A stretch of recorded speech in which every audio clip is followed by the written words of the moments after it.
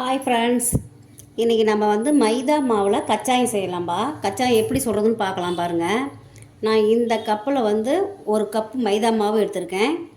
அந்த கப்பில் பாதி இதில் வந்து சுகர் எடுத்திருக்கேன். அப்புறம் நம்ம ஏலக்காய் தூள் கொஞ்சம் போட்டுக்கலாம். இட்லி சோடா வந்து கொஞ்சம் போட்டுக்கலாம்.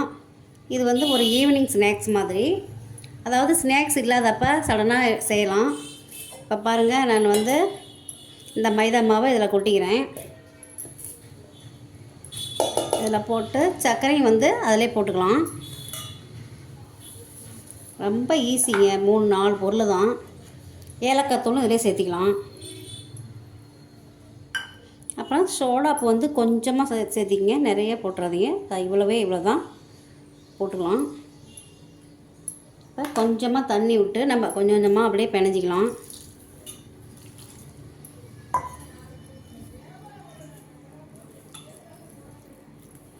நல்லா பிணைஞ்சிக்க.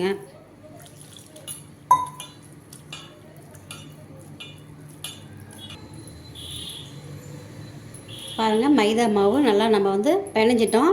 இந்த பதத்துக்கு நீங்கள் வந்து எடுத்துக்கணும். இந்த பதத்துக்கு எடுத்து நம்ம இப்போ சுட்டுக்கலாம். ஒரு சட்டி வச்சு ஒரு 10 நிமிஷம் ஊற வைக்கணுங்க. 10 நிமிஷம் ஊறினா கொஞ்சம் நல்லாயிருக்கும். பாருங்கள், நல்லா வந்து கொஞ்சம் 10 நிமிஷம் அதை ஊற வச்சிட்டோம். நல்லா ஊறிடுச்சு. இப்போ வந்து ஸ்டவ் ஆன் பண்ணி ஒரு வடை சட்டி வச்சு நம்ம இது கச்சாயத்தை சுட்டுடலாம். பாருங்கள், ஸ்டவ் ஆன் பண்ணிட்டேன். இப்போ கொஞ்சமாக எண்ணெய் விட்டு நம்ம இப்போ சுட்டு எடுத்துக்கலாம்.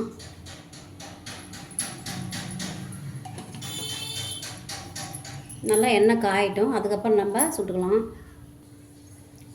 பாருங்கள், நல்லா ஆயில் வந்து நல்லா காஞ்சிருச்சு. இப்போ நம்ம எண்ணெயில் போட்டு ஒவ்வொன்றா வந்து நம்ம எடுத்துடலாம்.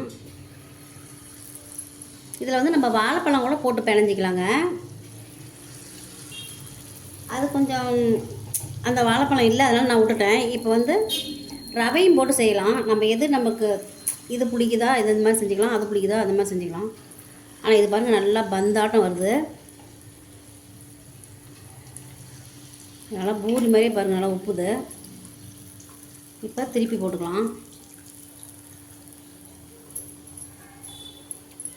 பழம் போட்டோம்னா அது ஒரு மாதிரி இருக்கும், சாஃப்டாக வராது. அதனால் நான் வந்து ப்ளைனாக வந்து இப்போ கச்சாயம் செய்கிறேன் மைதாவில். பாருங்கள், நல்லா உப்பி வருது பாருங்கள். திருப்பி போட்டுக்கலாம்.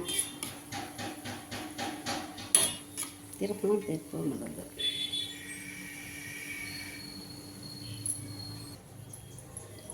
பாருங்கள், அடுத்தது போடலாம். இதெல்லாம் வந்து பழைய காலத்தை ஓல்டு பலகாரங்க. அது இப்போ அதிகமாக இதை தான் இப்போ சுடுறாங்க. நல்லா பந்து மாதிரி உப்பு வருது பாருங்கள்.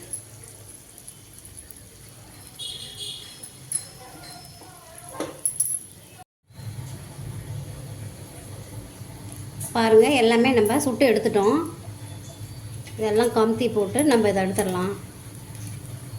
இந்த மாதிரி நீங்களும் சுட்டு பாருங்கள்.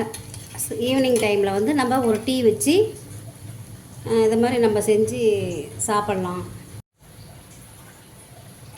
பாருங்கள், எல்லாமே நம்ம சுட்டு எடுத்தாச்சு. அவ்வளோதாங்க, இது ஈஸி தாங்க, நம்ம செய்யலாம். டக்குன்னு வந்து மைதா மாவு வாங்கி சர்க்கரை போட்டு ஏலக்காய் தூள் போட்டு இட்லி சோடா போட்டோம்னா வேலை முடிஞ்சுது. ஒரு 4 பொருள் இருந்தால் போதும். பாருங்கள், இது மாதிரி நீங்களும் செஞ்சு பார்த்து சாப்பிடுங்க. ஒரு டீ குடிச்சிக்கிட்டு இதை அப்படியே நம்ம ஸ்நாக்ஸ் சாப்பிட்டுக்கலாம் ஈவினிங்கில். இது பாருங்கள், எவ்வளோ சாஃப்டாகுது. சுடுது, ரொம்ப சூடாகுது பாருங்கள், சாஃப்டாகுது. இதே மாதிரி நீங்களும் செஞ்சு சாப்பிடுங்க. லைக் பண்ணுங்கள், ஷேர் பண்ணுங்கள், சப்ஸ்கிரைபர் பண்ணுங்கள். தேங்க்யூ.